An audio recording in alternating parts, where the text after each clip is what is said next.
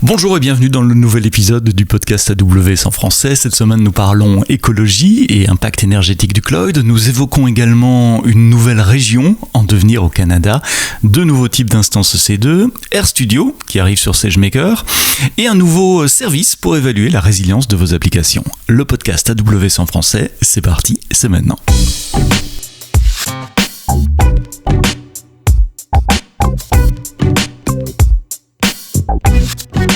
Un podcast enregistré le vendredi 12 novembre qui récapitule les nouveautés des 2 dernières semaines. Merci de nous écouter, merci de vous abonner à vos flux de podcasts dans toutes les applications de podcasts, que ce soit Google, Apple, Spotify, Deezer et bien d'autres.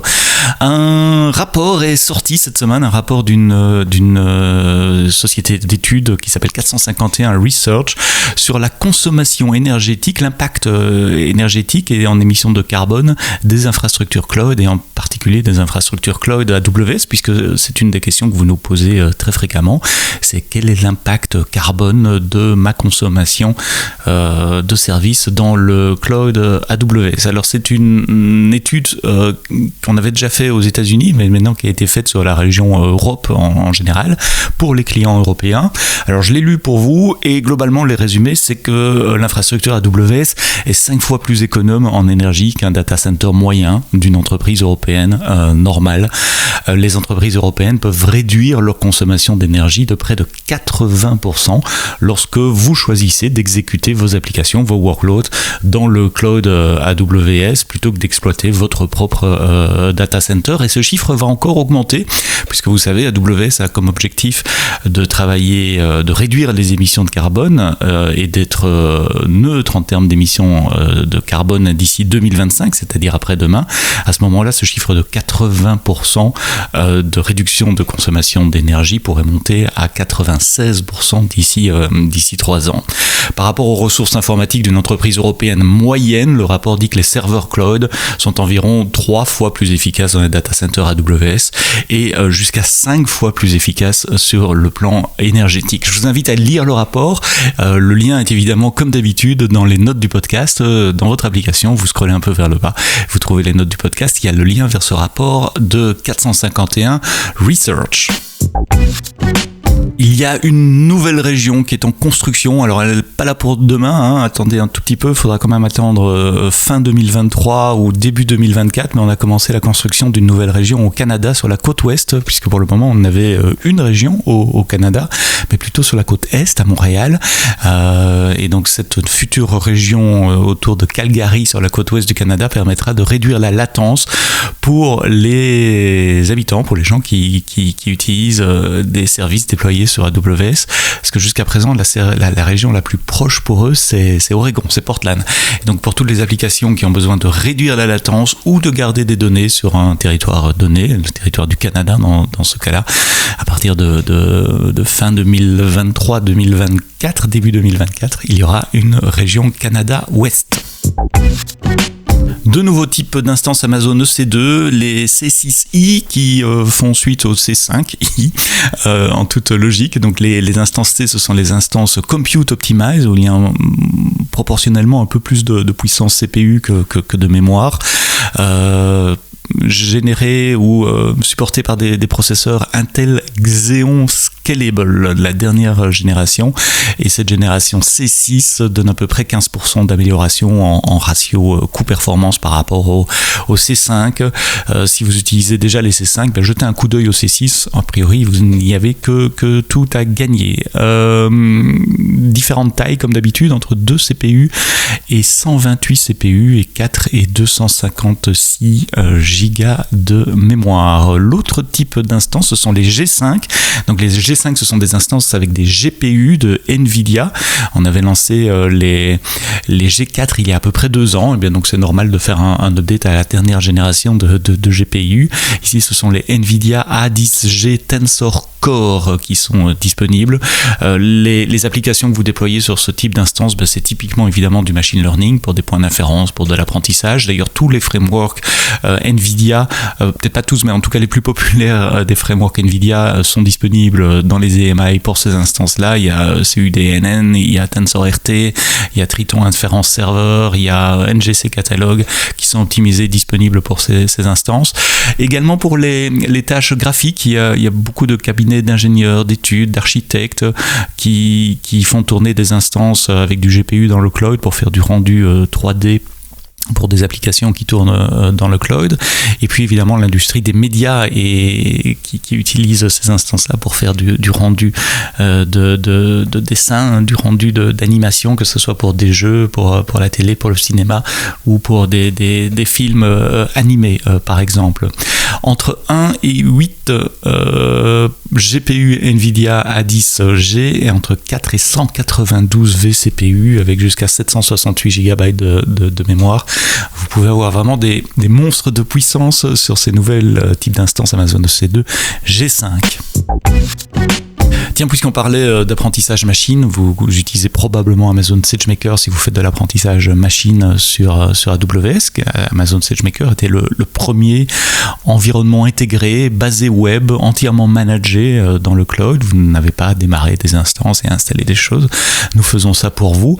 Jusqu'à présent, SageMaker offrait plein de fonctions, mais notamment un IDE qui permet d'expérimenter du code Python basé sur des Jupyter. C'était Amazon Studio qui était lancé il y a 1 an ou 2. Et beaucoup d'entre vous, beaucoup de nos clients nous disent oui, mais nous faisons du machine learning également avec R et on utilise RStudio. Eh bien, on intègre maintenant, Amazon SageMaker intègre RStudio avec la collaboration d'ailleurs de RStudio PBC qui nous a aidé à développer cette fonctionnalité-là. Donc si vous avez déjà des licences de RStudio, vous pouvez les importer dans License Manager. Si vous n'en avez pas, vous pouvez en acquérir et puis les importer. Il y a une petite phase de setup de l'administrateur de SageMaker pour installer ses licences, etc. Mais une fois que c'est fait, côté utilisateur, c'est extrêmement simple. Dans SageMaker, à côté de Python, vous avez RStudio. Ça prend 1 minute ou 2 à démarrer. Vous choisissez votre type d'instance et puis vous vous retrouvez dans RStudio, mais le RStudio qui tourne dans SageMaker. Et donc l'avantage, c'est que tout ce qu'il y a besoin, toutes les librairies, les dépendances pour tourner sur le type de machine fournie par SageMaker, c'est préinstallé. Boto est préinstallé également. Ainsi que, j'ai oublié le nom, mais l'outil qui permet d'utiliser des packages Python dans une application R. Donc vous pouvez directement, depuis votre application R, manipuler SageMaker, lancer vos jobs de training sur SageMaker.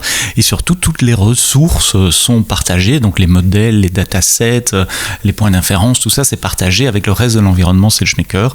Donc si vos collègues utilisent Python, tout ça c'est partagé sur un file system NFS avec Amazon EFS. Si vous faites de l'apprentissage machine avec R, que vous ayez ou non déjà des licences de RStudio, jetez un coup d'œil à l'article de mon collègue Chani Yoon qui vous explique et qui vous montre avec force de screenshots comment utiliser RStudio sur Amazon SageMaker.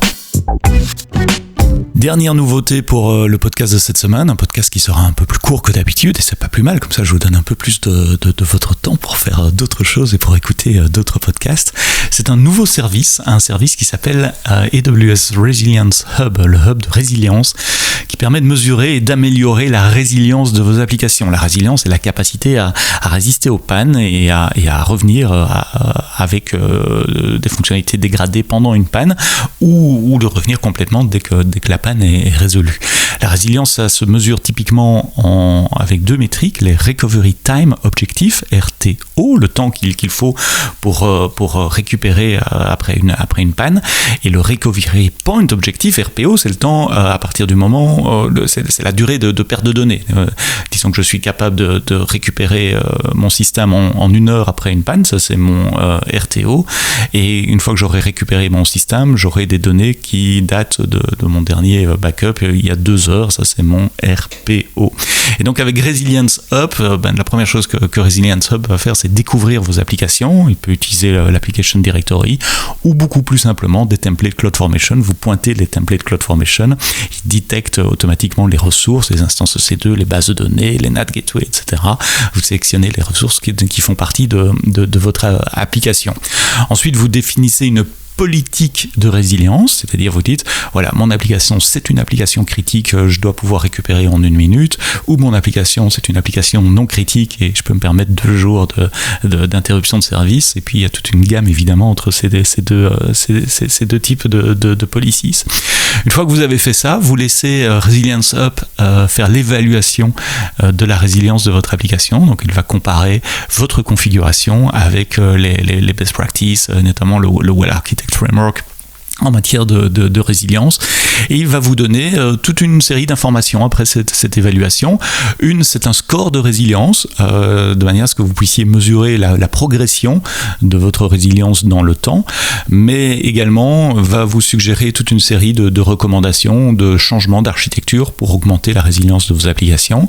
Il va également vous suggérer des alarmes à mettre en place, si elles ne le sont pas encore, vous suggérer des Standard Operating Procedures, donc des documents System Manager pour gérer vos instances, par exemple une procédure pour arrêter une instance, pour redémarrer des instances, et puis également va vous suggérer des tests à réaliser avec Fault Injection Simulator. Vous savez, c'est ce service qu'on a introduit à reInvent l'année passée qui permet d'injecter des pannes dans votre système pour voir comment votre système se comporte, et donc il y a toute une série de tests qui seront suggérés par Resilience Hub.